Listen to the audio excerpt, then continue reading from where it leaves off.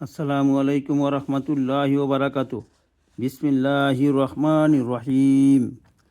হজরত উকবা ইবনে আমের রাদিয়াল্লাহু আনহু বলেন, রাসূলুল্লাহ সাল্লাল্লাহু আলাইহি সাল্লাম আমাকে বলিলেন, হে উকবা ইবনে আমের, তুমি আল্লাহ তাআলার নিকট কুল আউযু বিরাব্বিল ফালাক হইতে অধিক প্রিয় এবং অতি দ্রুত কবুল হওয়ার মতো আর কোনো সূরা পড়িতে পারো না।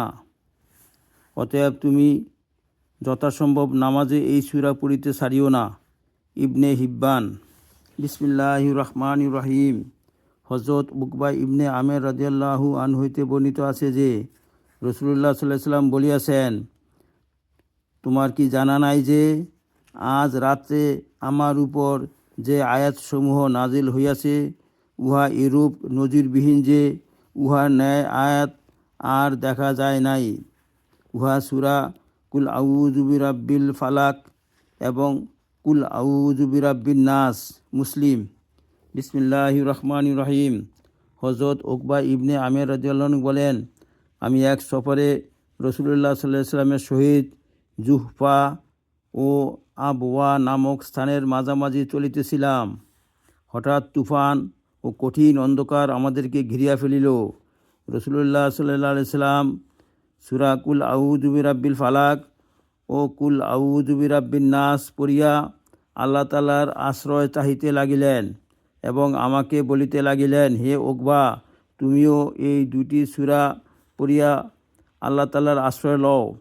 কোনো আশ্রয় গ্রহণকারী এই সূরার ন্যায় কোনো জিনিসের দ্বারা আশ্রয় গ্রহণ করে নাই, অর্থাৎ আল্লাহ তাআলার আশ্রয় গ্রহণ করিতে এমন কোনো দোয়া নাই যাহা এই দুই সূরার সমতুল্য হইতে পারে।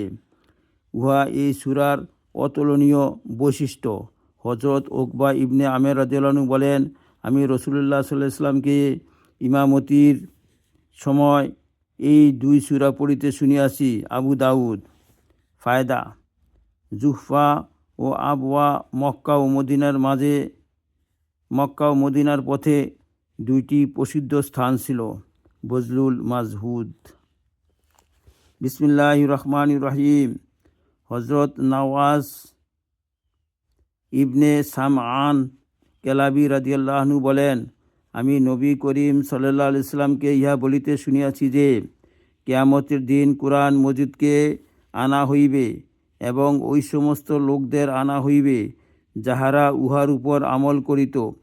সূরা বাকারা ও সূরা আল ইমরান, যাহা কুরআনের প্রথম দুইটি সূরা, সকলের আগে আগে থাকিবে। মুসলিম। হে আল্লাহ, আমাদেরকে আমল করার তৌফিক দান করুন।